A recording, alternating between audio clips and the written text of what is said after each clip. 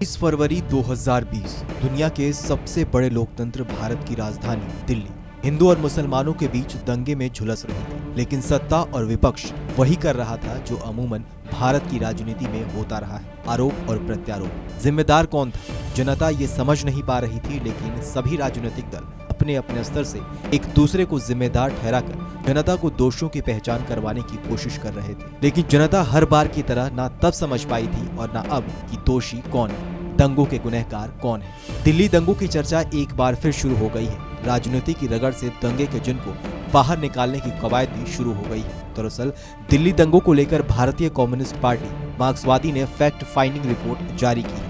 इस रिपोर्ट में गृह मंत्री अमित शाह को सीधे हिंसा भड़काने और जांच में पक्षपात करने का आरोप लगाया गया है।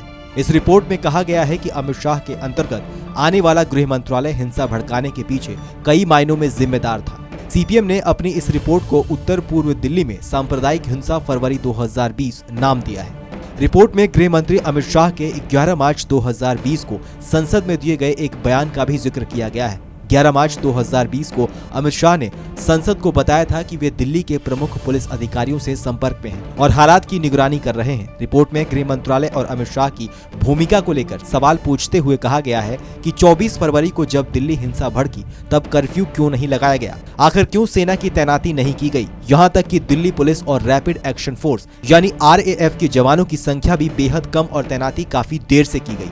दावा किया गया है कि 23 फरवरी से 27 फरवरी के बीच 26 लाख आबादी वाले जिले में सिर्फ 1393 और 4556 जवान की तैनाती की गई। इतना ही नहीं, रिपोर्ट में बीजेपी के कुछ नेताओं के बयान को भी कोट करते हुए कहा गया है कि इन नेताओं पर एक्शन क्यों नहीं किया गया। इन नेताओं में बीजेपी सांसद प्रवेश वर्मा और कपिल मिश्रा के नाम शामिल किए गए हैं। खैर, आपकी इस खबर पर क्या राय है, हमें कमेंट बॉक्स में लिखकर जरूर बताइए। बाकी देश और दुनिया की तमाम बड़ी खबरों के लिए देखते रहिए TV9 भारतवर्ष।